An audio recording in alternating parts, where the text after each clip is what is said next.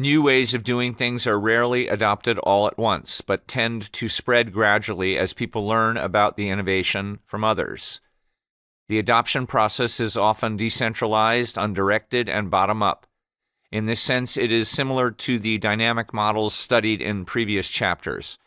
Unlike those cases, however, the focus here will be on the interim rather than the long-run dynamics of the adoption process.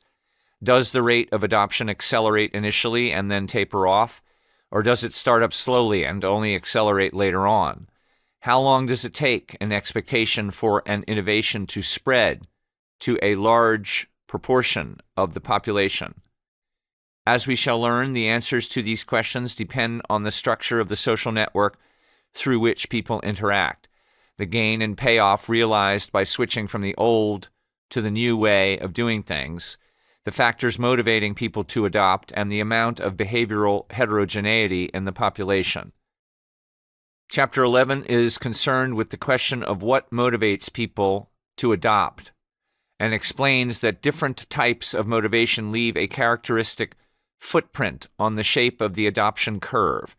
For example, suppose that everyone has heard of a given innovation, but people delay in adopting purely out of inertia. Over time, the rate of adoption increases, but at a decreasing rate. The adoption curve is concave. Moreover, this remains true even when people have different degrees of inertia. An accelerating pattern of adoption is therefore incompatible with a pure inertia model. An alternative possibility is that people adopt through a kind of contagion process.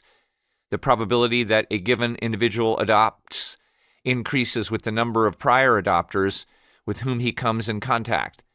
Unlike the inertial model, a contagion process accelerates initially and then decelerates as the saturation level is approached. Less obviously, it has a characteristic footprint in which the hazard rate, the rate at which non-adopters become adopters, must be monotone, non-increasing, relative to the number of prior adopters. In fact, this result holds for any amount of heterogeneity in contagion rates among members of the population. Another factor in the adoption decision is the information gleaned from the experiences of prior adopters. What matters in this case is the information accumulated by prior adopters over time, not just the current number of adopters. The resulting dynamics can be quite complex. Indeed, the early stages can exhibit a prolonged period in which the rate of adoption declines, followed by an extremely rapid takeoff phase in which adoption accelerates at a super-exponential pace.